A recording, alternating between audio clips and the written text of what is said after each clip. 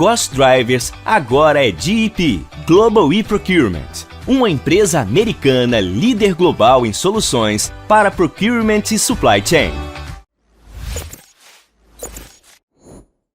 Vou chamar aqui à mesa do podcast agora dois caras especiais que vieram aqui diretamente não, porque eu não sei de onde eles vieram, nós vamos perguntar aqui, né? Mas deram um show aqui pra gente e agora a gente vai chamar aqui para nossa mesa do podcast. Senhoras e senhores, recebam aqui Tomás Brandolin. Você veio a pé da onde, Tomás Brandolin? Vem contar pra gente aqui. São Paulo.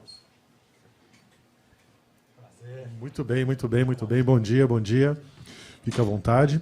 E agora eu vou chamar para a mesa aqui também nosso zagueirão do Tetra, Ricardo Rocha. Muito bem-vindo à mesa. Tudo bem, meu querido? Prazer. Muito bom, pessoal. Bem-vindo. Eu vim do Rio, tá? Você veio do Rio? Rio de Janeiro. Muito bom. Sou pernambucano, mas eu moro no Rio. Muito bom. Para a gente é uma honra ter vocês aqui, né? Hoje, dia do comprador. E a gente está, né, diretamente aqui de Joinville, transmitindo esse podcast. Aqui via Café com Comprador, né? O Café com Comprador é uma rede de colaboração para compras e nós falamos hoje aqui, senhores, para um público de mais de 70 mil profissionais de compras que acompanham as nossas redes e esses profissionais de compras eles representam em torno de 4 mil empresas. Então tem muita gente ouvindo os senhores aqui, muita gente prestigiando essa audiência. Lá fora, os senhores palestraram para 600 pessoas, né? É isso? Público é 600 pessoas. E agora a gente vai entrar aqui, né, ao vivo, já estamos ao vivo para essa galera toda. Então, para comemorar esse dia do comprador, eu queria, primeiramente, o nosso público pudesse já começar a ouvir aqui o que os senhores têm a dizer. Tomás, prazer aqui. Prazer é meu. Muito bom ter você aqui com a gente. Conta um pouquinho para a gente, se puder olhar para aquela câmera ali, já para a gente já começar a trazer aqui o nosso conteúdo. Quem é o Tomás? Então, eu fiz a minha carreira, né? Eu me formei em marketing, mas logo depois de formado eu comecei a me dedicar a viver de alpinismo, escalar montanhas. E daí tive o privilégio de participar, liderar, integrar equipes em expedições no Alasca, né? Escalei o Monte McKinley, fui para o Everest, fui para o Makalu, que é a quinta montanha mais alta do mundo, no inverno. Passei 2 verões na Antártica e fui 2 vezes a pé até o Polo Norte. A primeira vez eu fui sozinho em um cachorro e depois eu fui com uma equipe canadense. A última expedição minha, também solitária, eu fui para o norte do Alasca, descer um rio de canoa, fiquei 1 mês sem ver um ser humano. Então, eu faço isso. Mas no cotidiano, né, quando eu estou em São Paulo, eu trabalho com workshops de team building para grandes empresas, coach, e também virei artista plástico. Hoje eu sou um aquarelista, eu pego as fotos das minhas expedições e pinto elas em aquarelas, estou pintando, pintando a minha história. Que legal. É isso que eu faço ultimamente. Que bom. Uma carreira bastante interessante. E hoje você veio aqui falar para um público de compradores. Isso. Né? O comprador é aquele cara que trabalha ali no corporativo e ele precisa resolver todos os problemas do dia a dia. É tudo urgente. Quando a gente recebe uma ligação em compras, é que está dando algum problema, né? E aí eu acredito que você foi escolhido muito para trazer essa sua jornada, essa sua experiência, né, para esse público maravilhoso que está aqui. E aí eu queria que você dividisse um pouquinho aqui com o público do online, o que você, né, falou no palco, o que você passou de conhecimento. Então, assim. bom, a gente fala muito desse mindset ágil, e a gente nessas expedições, a gente tem que estar sempre se adaptando ao cenário, porque a montanha, o Polo Norte, a Antártica, assim, o clima, as situações, as condições mudam a todo momento. Então a gente tem que estar sempre se adaptando a isso, com agilidade e eficiência, né? Então a gente tem algumas soluções inovadoras que eu compartilhei com o grupo, que a gente desenvolveu nas expedições, algumas soluções. A gente tentou sair do comum, né, do piloto automático, e então a gente inovou em uma série de soluções, algumas expedições. Eu, no meu cotidiano, convivo com áreas de compras, porque quem compra essas palestras, esses workshops, é a área de compras. e a gente percebe que muitas vezes eles não se valorizam, infelizmente. A gente percebe que eles ficam um pouco de pudor, falam assim, a gente gasta, contrata palestrante, workshop, festas, treinamentos para várias áreas, né? Para o marketing, supply chain, chão de fábrica. Às vezes, para eles, falam, mas para nós é difícil, às vezes a gente não tem verba, né? Eles ficam com pudor, às vezes, de gastar com eles mesmos, isso que eu percebo, né? Raramente a gente faz um team build para a área de compras, a gente faz para as outras, né? Então, é passar um pouco dessa mensagem, assim, que eu acho que eles não são menos importantes que nenhuma área, não são mais nem menos, eles são iguais. Uma empresa é um muro com vários tijolos, eles são um dos tijolos ou uma das engrenagens, sem eles a empresa não vai para frente, eles trazem resultados e são muito importantes. Né? Então, acho que esse é o recado. Bacana, vamos continuar aqui falando com o Tomás também, mas antes eu queria apresentar nosso outro integrante aqui da mesa. Senhoras e senhores, eu puxei aqui um rapidinho, mas só para dar uma pincelada aqui no homem, que eu sou fã do homem aqui, ó. Santa Amaro, Santa Cruz, Guarani, Sporting, São Paulo, meu tricolor, velho. Real Madrid, Santos, Vasco da Gama, Olaria, Fluminense, Newell's Old Boys, Flamengo. É muita coisa, hein? Senhoras e senhores, seleção brasileira. Seleção. Não, aí é o supra-som. Senhoras e senhores, recebam aqui Ricardo Rocha, nosso xerife zagueirão. É uma honra. Obrigado, o prazer é todo meu estar aqui com vocês e também, né, palestrar, conversar, né? Eu estou mais aí com a turma de compras aí. Foi muito bom, foi muito bom. Eu aprendi muito com esse rapaz aqui que está do meu lado, viu? Porque a gente fala muito, eu falei para ele, o futebol a gente tem sempre alguém do nosso lado, ele também, mas ele tem muitas decisões individuais dele. Ele contou uma que eu achei muito legal, que ele pode até repetir, que é das mãos, né? Ali é uma decisão dele, ele não tinha ninguém. Ele podia perder as mãos. Então é assim, a vida ela é assim, né? E o futebol também me deu a alegria de jogar nesse grande clube e também jogar 2 Copas do Mundo e uma delas ganhar, que foi em 94. Que legal, que legal. Ricardo, eu sou um fã de futebol, acompanho, né, muitos anos e assim a sua carreira eu acompanhei, graças a Deus tive essa oportunidade. E eu queria te fazer uma pergunta assim, bem, acho que você já deve ter respondido isso muitas vezes, né?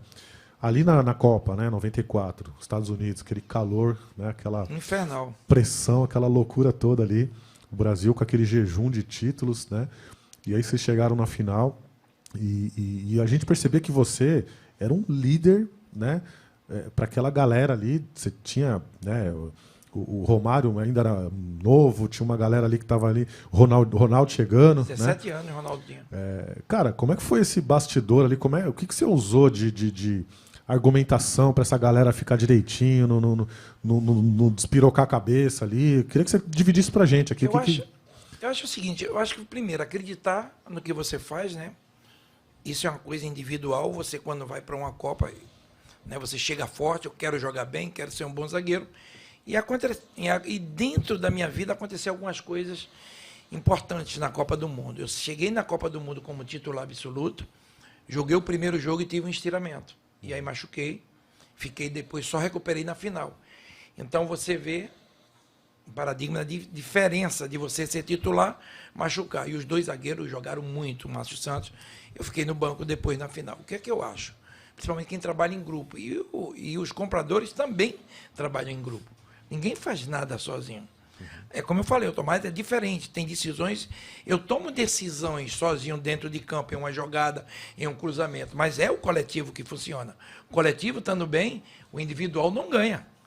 Se o individual estiver bem e o coletivo estiver mal, perde. O futebol é o único esporte do mundo que, se um jogador jogar mal, os 10 levam os jogadores.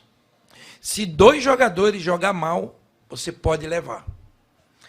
Individual não, se ele tiver mal, esquece. Então a gente trabalhou muito isso na cabeça dos jogadores. Parreira tinha uma frase, quando a gente passou da primeira fase, que ele falava assim, é o que o comprador tem que ter em algum momento.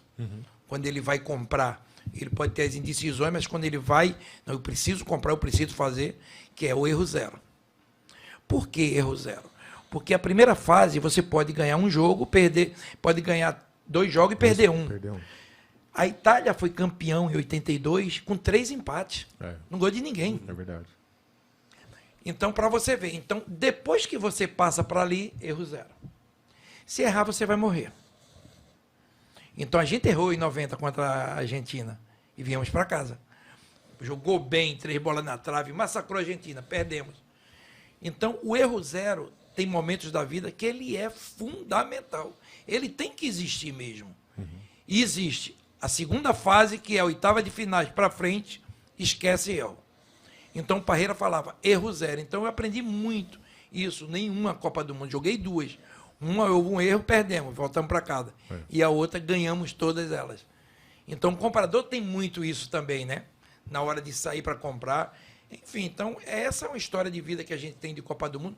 E outra coisa, fora isso, a pressão que o comprador tem, a gente tinha 24 anos sem ganhar a Copa do Mundo, gente. Então, cara, imagina a carga, né, que vocês estavam ali naquele momento. E o comprador tem isso também, Ricardo, que assim, às vezes o comprador ele atende uma operação de fábrica gigante e ele tem poucos minutos para comprar alguma coisa para não parar aquela fábrica, né? Isso aí. Porque se parar uma fábrica, imagine a quantidade de dinheiro que se perde numa operação, né? Exatamente. Então é a mesma coisa, é o nosso caso. Cada um dentro de uma função diferente, eu jogando, eles comprando ali, mas tem isso, essa ligação. Então, são os erros zeros, né? Você precisa ter uma confiança em você, no teu trabalho, mas também no grupo, nas pessoas que estão do teu lado. Então, isso aconteceu nesse grupo de 94. Muito bom. O comprador também, além disso, Ricardo, ele tem esse lado de expedicionário, vamos dizer assim, que o Tomás tem também, que a gente sabe, a gente passou muito disso já na vida, né, Douglas? De a gente ter que desenvolver coisas novas do dia para a noite, assim, ter que pesquisar soluções novas para atender as demandas e aí mesmo meio que sair desbravando. Eu queria ver essa história da mão aí. Primeiro que teve assim, a pandemia, né? Eu imagino quão desafiador foi para os compradores continuar a operação de uma fábrica, né? Assim, provavelmente tiveram que comprar máscaras num mercado que não tinha, álcool gel e uma série de coisas que tinham que comprar. E assim, cadê os fornecedores? Né? Será que... E preço? Os caras estavam por cima da carne seca, né? Eles cobravam quanto eles queriam, né? Então eu já imagino quanto foi desafiador. Quando a gente está numa expedição coletiva, quando a gente toma decisões a todo momento, algumas decisões colocam a vida das pessoas em risco. Alguma decisão, quando a gente é líder, a gente pode colocar as pessoas num desconforto, pode congelar uma mão, pode morrer, né? Esse episódio da mão foi assim, eu estava me preparando para ir para o Polo Norte sozinho.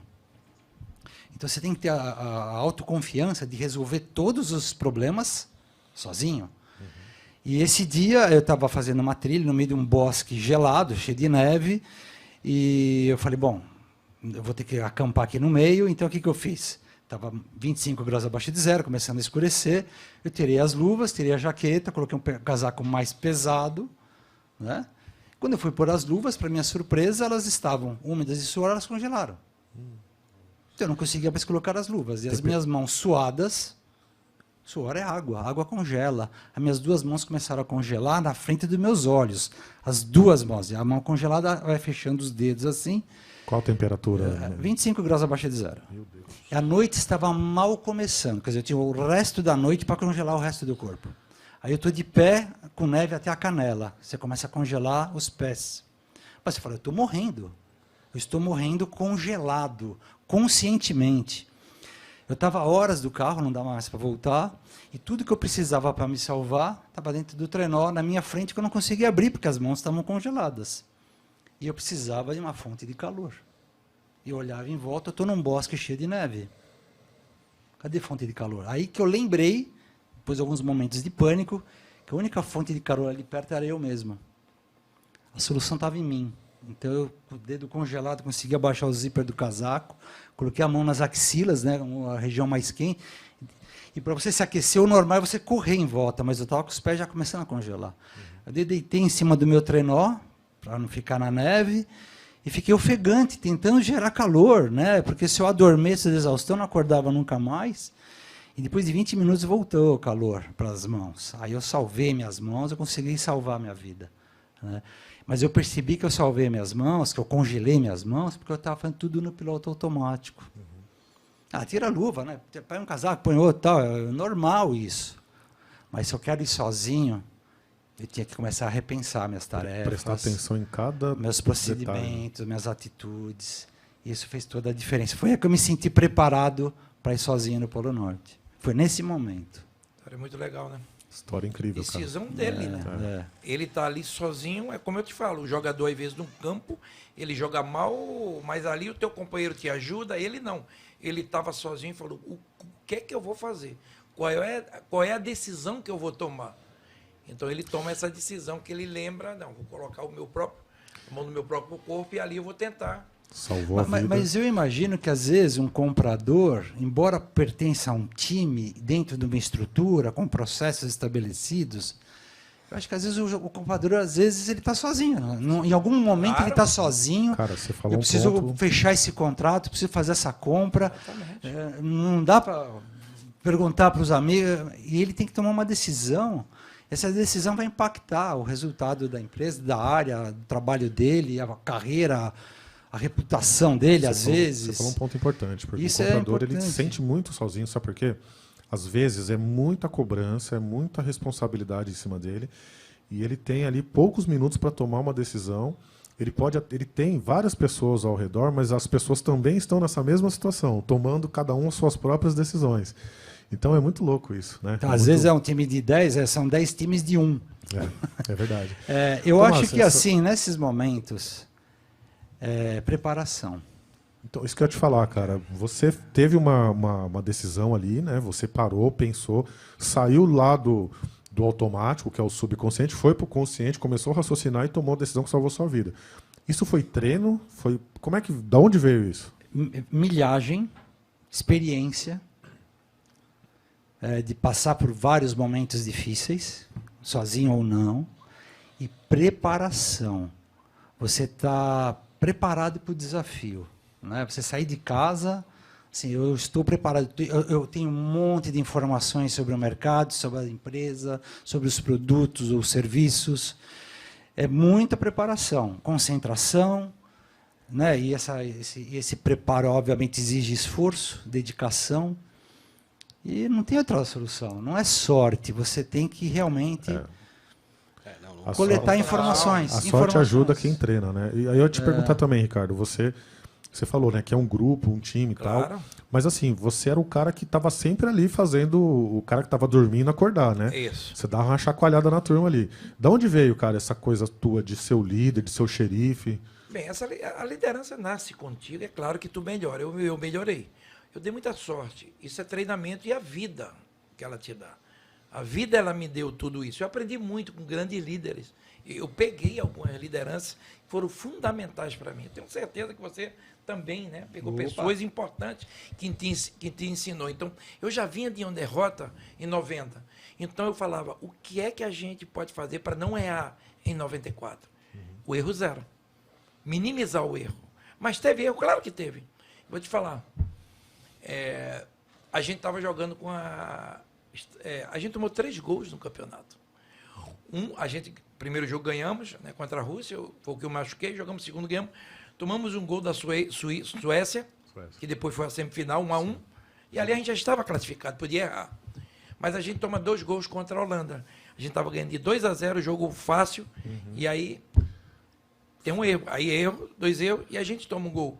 E depois o branco vai e faz o gol de falta.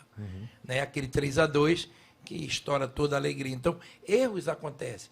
Mas foi muito pouco erro, dentro e fora de campo. Então, como eu estava fora de campo, o Parreira falou, você vai ser muito importante para a gente, dentro e fora de campo. Agora você não está dentro, agora você está fora. Então, vai ser o elo entre jogadores e comissão técnica. Então, eu estava atento a tudo. A tudo. Quando eu vi, porque é o seguinte, que queira ou não, tem uma coisa que a gente tem que tirar, que é uma vaidade. O jogador, ele quer jogar todo mundo. Né? São 22 jogadores de alto nível. Então, cara. E querem jogar. Então, essa vaidade, ela não tem que existir. Então, eu conversava muito também, porque é o seguinte, tem um cara que joga e o cara que fica no banco. O que joga, beleza, eu jogo, estou titular, e o que fica no banco ali, querendo ter uma brecha, querendo jogar. Então, esse jogador, ele tem que estar muito mais preparado do que o que joga. Sim. Então, o caso do comprador ainda tem que se preparar. São treinamentos. Sabe por que ele teve essa decisão? Pela experiência de vida que ele teve antes. A vida ensinou a ele. Como é que eu tive essa experiência da liderança do Ricardo? foi tudo que eu passei antes. Eu já tinha disputado uma Copa do Mundo em 90. Então, eu vi a entrevista do Ronaldo, o Fenômeno, ele fala, foi fundamental a criação dele com 17 aninhos com a gente ali. Deu uma condição de vida a ele. O Cafu ganhou em 94 com a gente, em 98 vice e foi campeão em 92, em 2002. Pegou 3 finais, né? Então, cara, é engraçado, liderança. assim, o que eu achei assim, fantástico foi isso, né? Você no banco, mas você foi tão líder, até mais do que Exato. quem jogou, né? E ficou claro pra gente aqui de fora, né, torcedor que acompanhava, que você teve esse papel. A imprensa começou a mostrar isso e a gente começou a ver, de fato, a sua atuação. Até teve uma matéria muito boa esses dias aí do Esporte Espetacular, acho que esse domingo não o outro, sobre isso, né? Jogadores que estavam fora, que foram importantes. Então, como eu falo, é um grupo, né? O comprador também tem um grupo ao redor dele. Sim. Mas essa experiência de vida ninguém tira. Uma coisa que eu queria também entender é o que você. A Copa de 90 foi realmente muito. Deve ter sido impactante, né? Perder ali para a Argentina e tal. E nossos adversários, enfim. E aí, como é que você conseguiu sair desse sentimento de sair de lá com derrota e tal, voltar para um país e voltar no outro ano tão forte como você voltou? O que você usou de... Ah, meu irmão, isso aí não é só a liderança, é a vontade de querer vencer e de voltar. Eu tinha uma chance ainda. Vamos dizer, se você fala, Ricardo, você tem 40 anos, a última Copa. Não, aí não adianta sonhar em Copa do Mundo. Se eu perdi, não vou voltar com 44 anos. Isso não, no futebol é muito difícil. Como eu acho, quando o Thiago Silva perdeu 2, 3 Copas, participou, mas agora ele tem a grande chance de ser campeão. E eu torço, porque ele é um baita cara e um baita zagueiro. Então, eu acho que são oportunidades que a vida dá. Você vê, quando a gente ganha em 94, eu poderia chegar para Parreira, machuquei. Deixa eu ir embora. Poderia. Quando ele disser, não, fica aqui com a gente, cuida, vai ficar bem. Eu poderia dizer, não, obrigado, professor, vou embora, vou estar com minha família, perdi, não vou jogar. Então, eu sabia que aquela era a minha última Copa do Mundo. Então, isso depende muito da cabeça de cada um. Nos momentos difíceis, o que é que o Tomás fez? Buscou uma solução dele. Eu busquei a minha solução, que é, perdi em 90.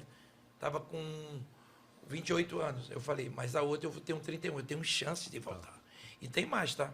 Eu com 28, eu estava jogando no São Paulo.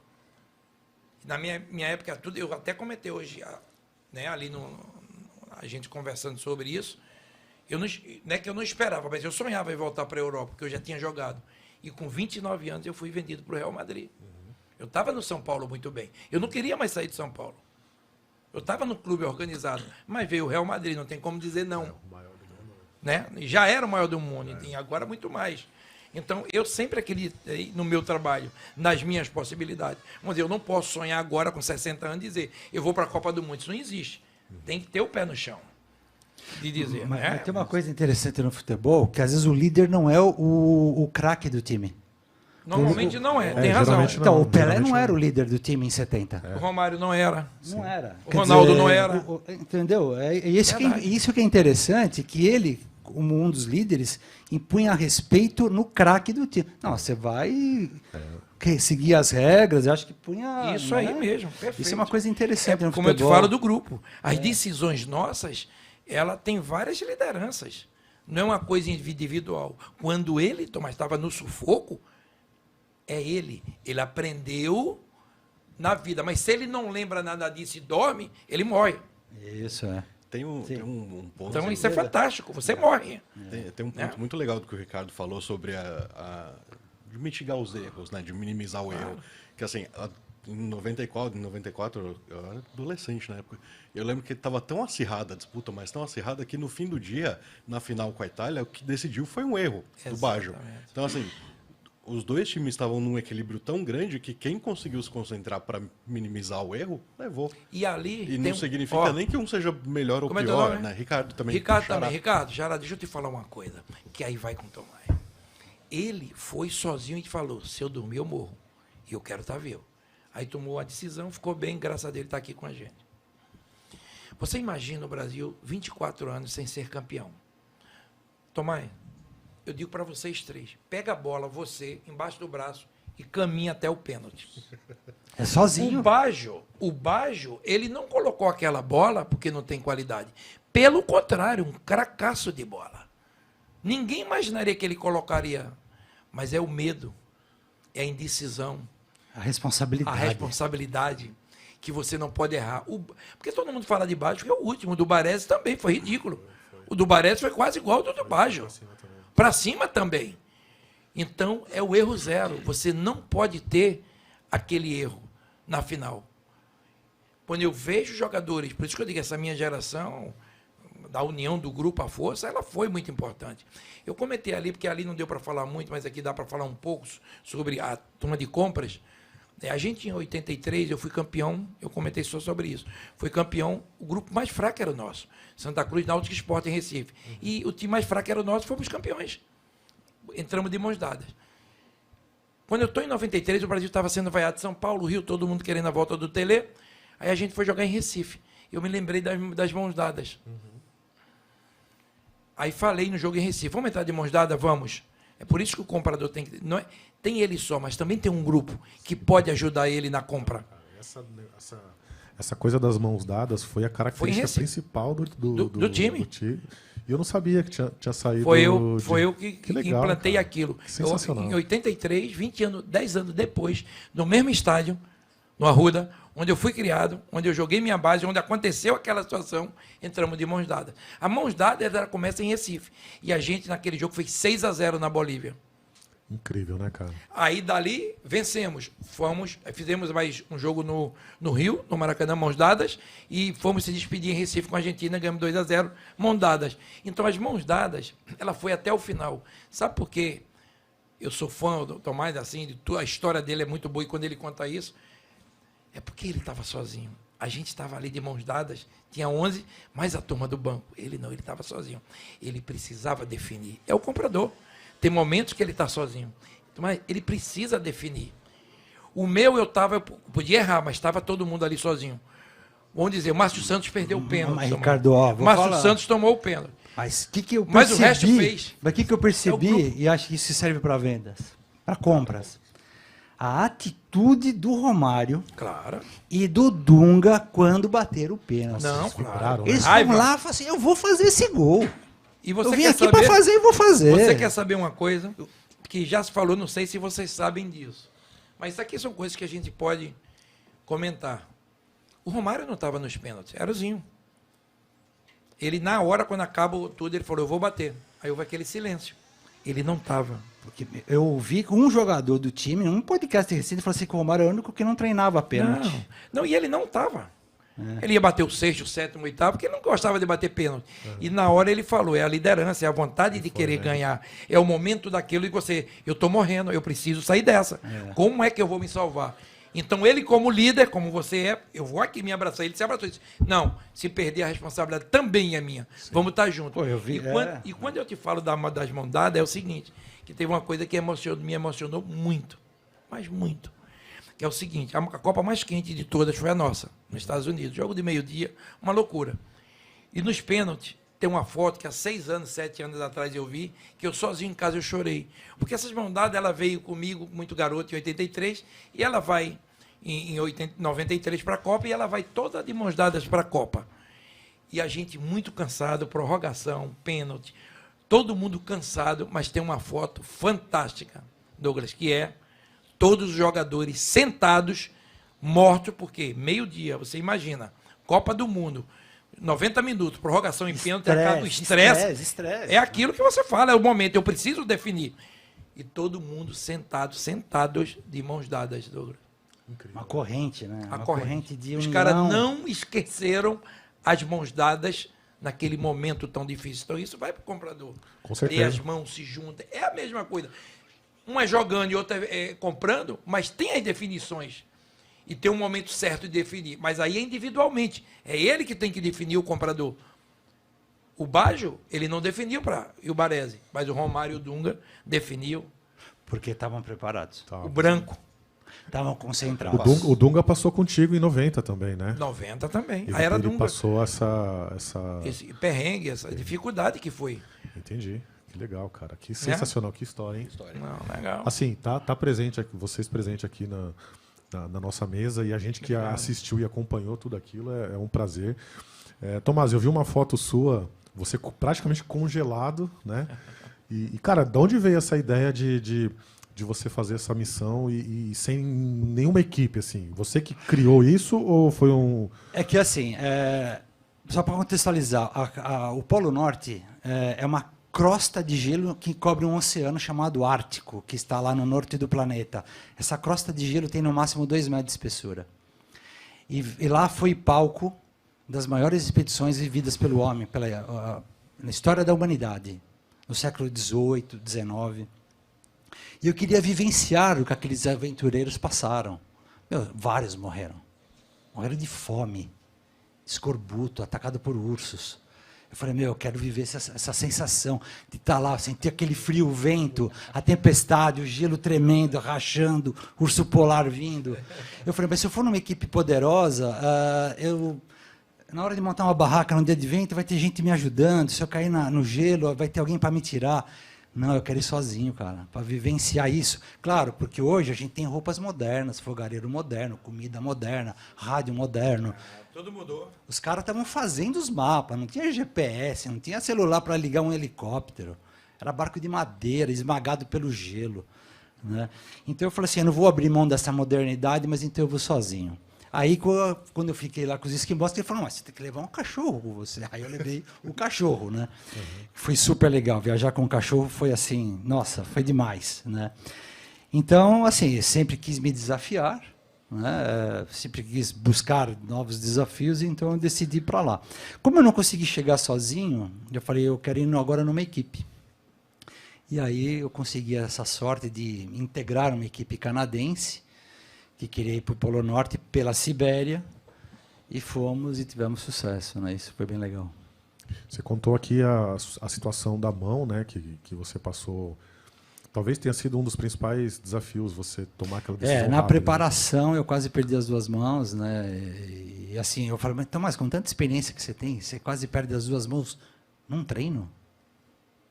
Aí eu estava fazendo tudo no piloto automático, né?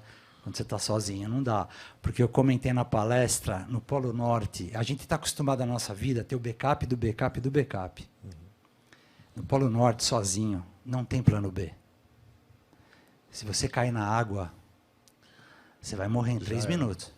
Você não consegue sair. Ninguém vai ter lá para te tirar. Se você é atacado por um urso, não vai vir um helicóptero te salvar. E o que você tinha? Assim, então, assim, para você, quando não tem plano B, o nível de concentração, de preparo, de dedicação, é numa outra dimensão. Né? Você se concentrar no que você está fazendo. Né? A preparação tem que ser assim. Eu experimentei no congelador várias marcas de pasta de dente para saber qual era que congelava mais lentamente. Uhum. Cada item do meu equipamento foi super estudado. E mesmo assim ainda cometi erros. Por exemplo, uma vez, né, você está derretendo neve, porque a neve você não sabe se é salgada, do mar congelado, ou aquela que caiu do céu, que produz água doce, mas é água destilada que não mata a sede. Você tem que misturar com alguma coisa. E nessa de experimentar a neve, eu coloquei a colher na boca e ela grudou na minha boca. Você pega uma coisa metálica e coloca num freezer, ela gruda na pele. O freezer da nossa casa são 18 graus abaixo de zero. A gente usa para congelar, manter sorvete, carne. Dentro da minha barraca de camping, eram 38 graus abaixo de zero. Dentro da barraca? Dentro da barraca. Lá fora, 42. Meu Deus. Era uma coisa absurda de frio. Né?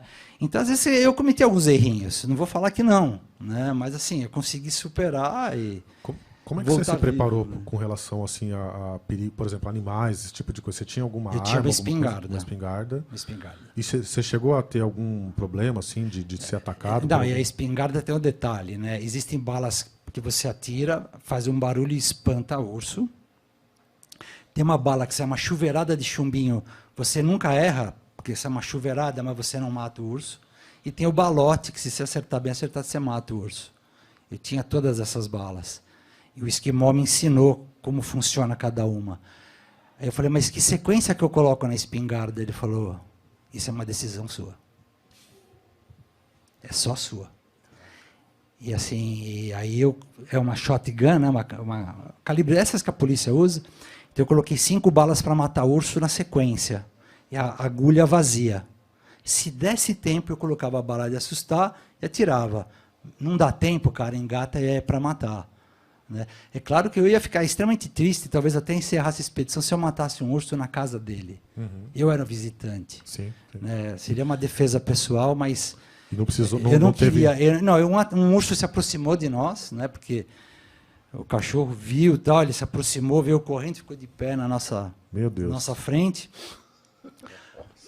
Uma semana sem banho, não era difícil ir pelo cheiro ele me achar, Sim, né? sim. Porque não sei se você sabe, no Polo Norte, a questão mais fácil de resolver é a questão do banho. Você simplesmente não toma. Sim. Né? Você não troca de roupa, Não a tem roupa como, né? 30 dias com a mesma roupa. Né? Ele não nos atacou, e aí eu vi ele indo embora, eu vi uma bolinha branca indo atrás, eu vi que era uma Filhotinho. fêmea com filhote.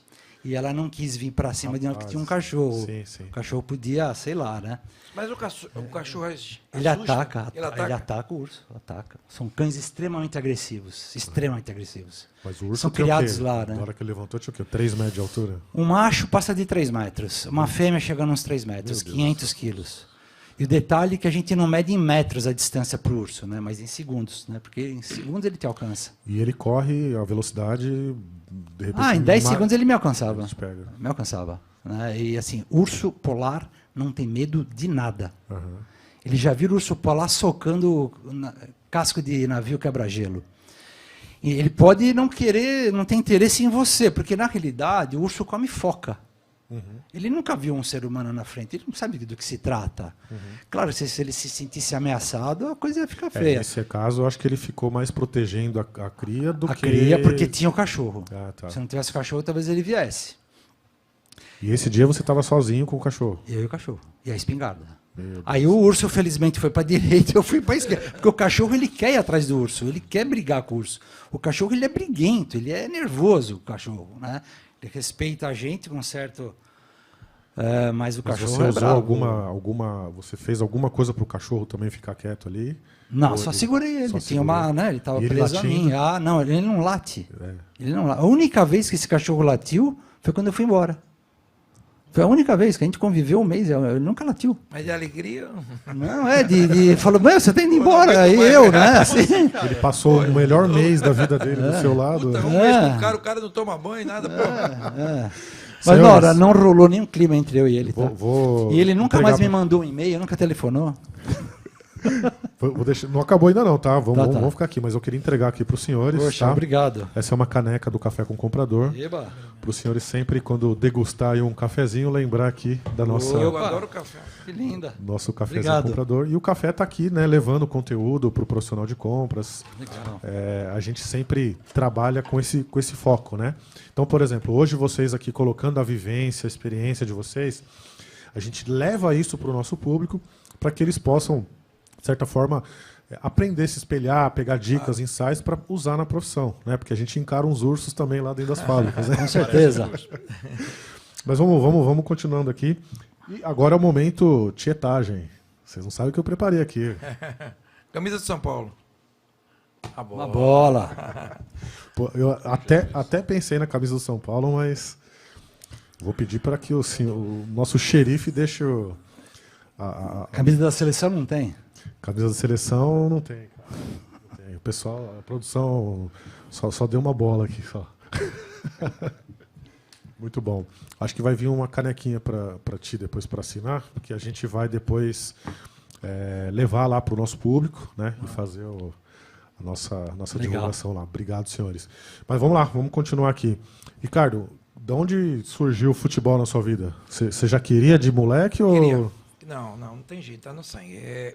Eu sou de Recife, né, da capital, no bairro São Martim, e ali, na minha época, a gente está falando dos anos 60, 70, então tinha muito campo. Hoje não se tem campo de futebol lá.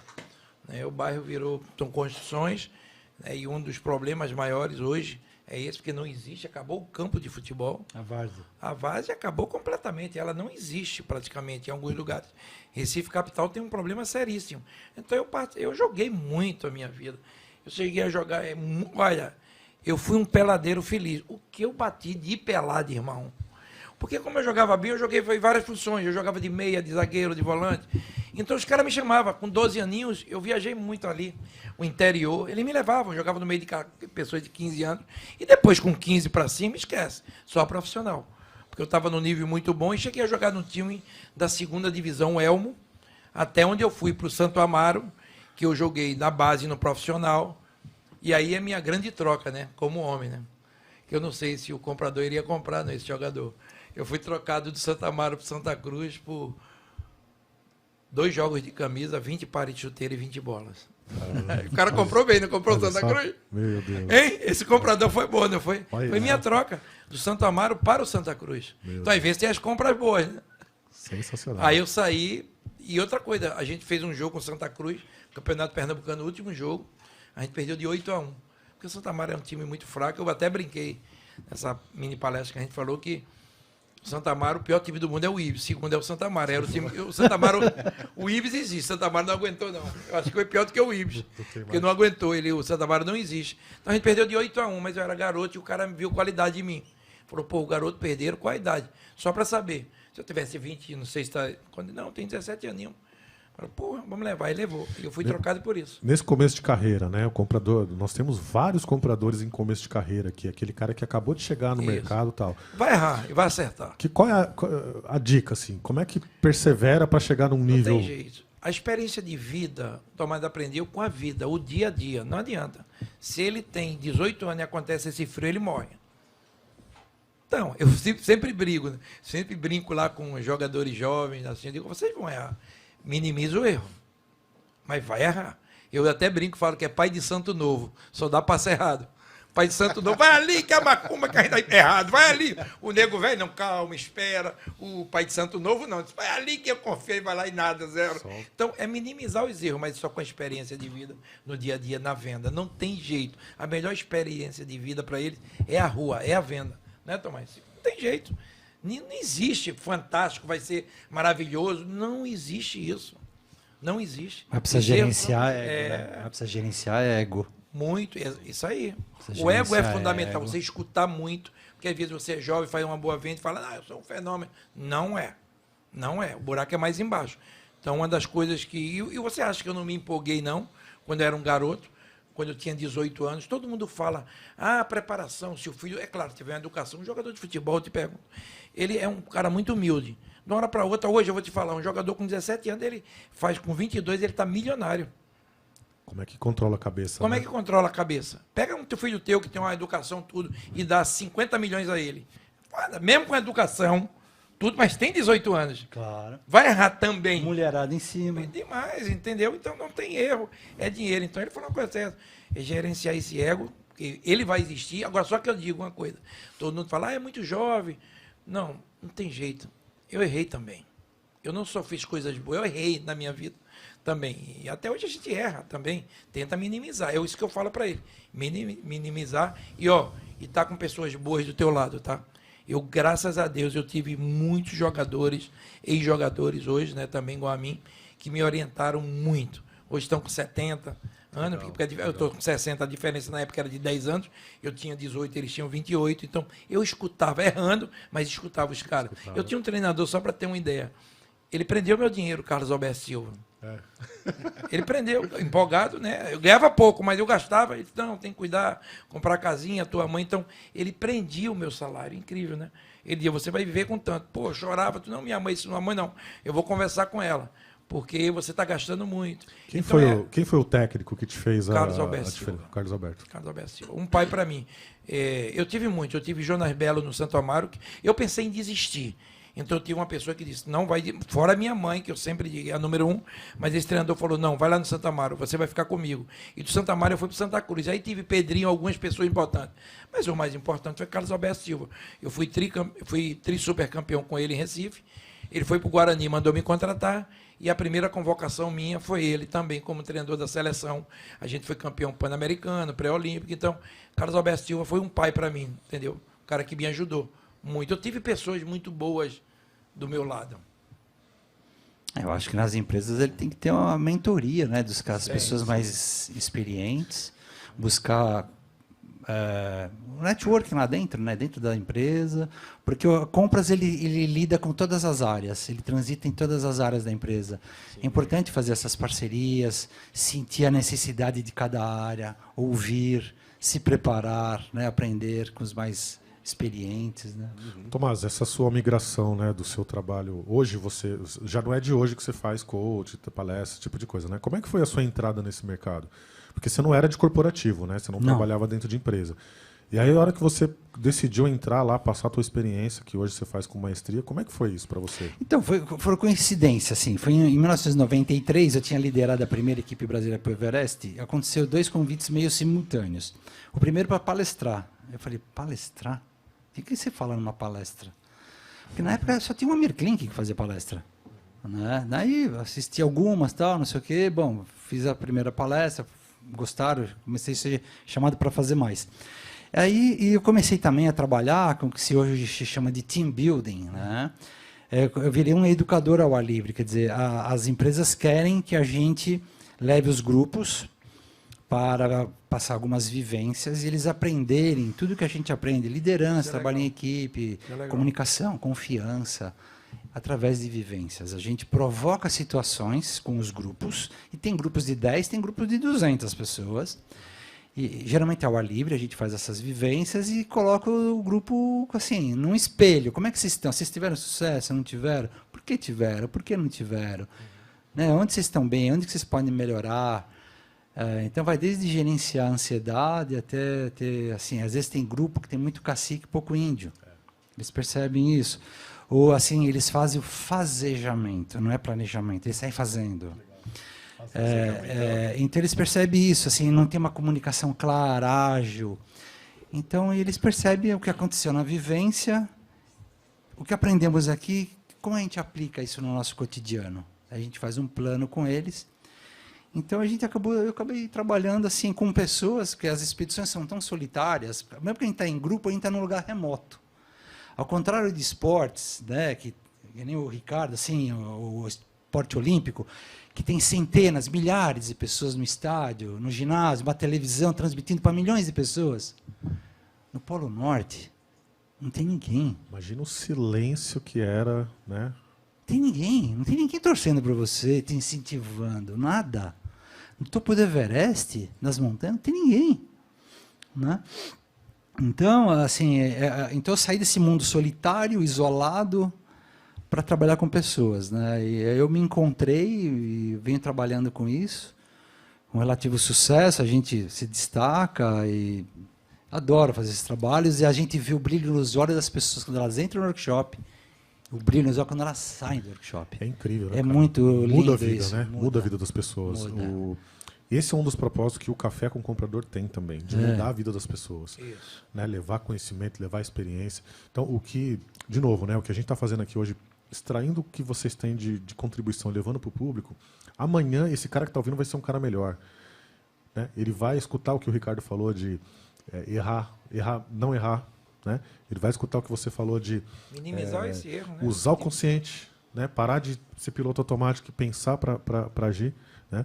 Então isso é fundamental. Sobre e aí, preparo, pegando essa linha... Sobre o preparo que ele falou, Preparo, que é extremamente importante. Extremamente importante, ainda mais para o comprador que não pode errar, ele tem que treinar. Eu queria que você falasse um pouquinho agora para quem já é um pouco mais sênior, né? O cara que já é um gestor, o cara que já é um coordenador de equipe, né? Quais são os skills, as dicas que você fala para o cara que já tem um time para comandar, já faz a pessoa ser semelhança dele? O que você orienta? Assim, eu aprendi nesses workshops que liderança numa empresa, o líder de uma empresa, ele tem basicamente 2 funções: trazer resultado e formar pessoas. E a gente vê que muitos líderes esquecem de formar pessoas, por vários motivos. Né? Então, primeiro, formar pessoas ter empatia. Ele sentir o grupo, as pessoas, e ele ser mais do que um gestor, porque existe o gestor, existe o líder. Né? O gestor, a comunicação é unidirecional, ele passa para o comandado. O líder é bidimensional, é bidirecional. O gestor treina, o líder desenvolve.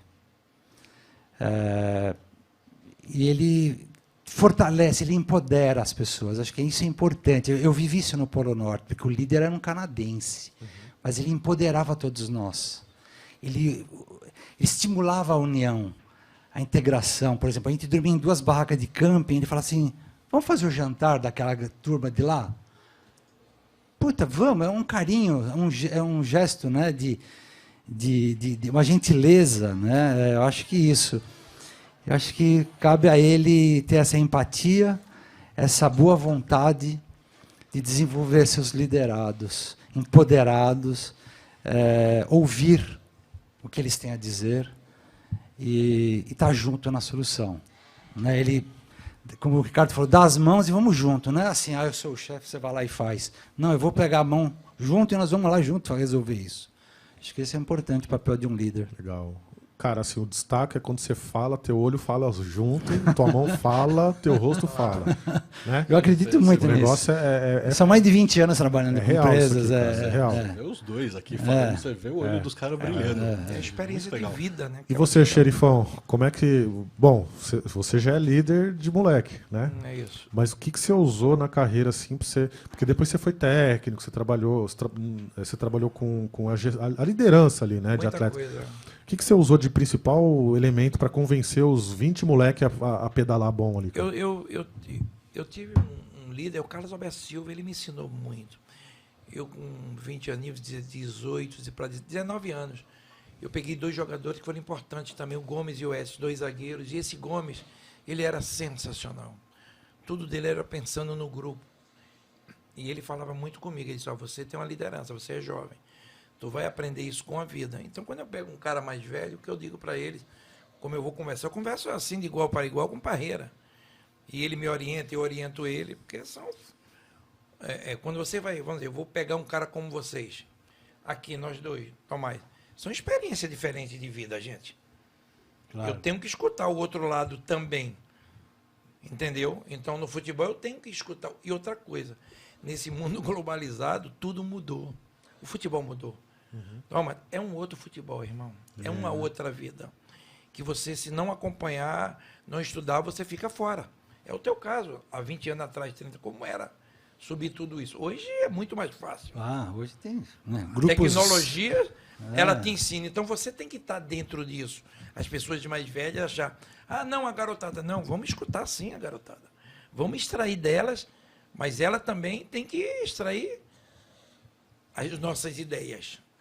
Essa vaidade que existe, às vezes, né? Você vê, no Japão, eu sempre digo, quando se fala no mais velho, há um respeito muito grande.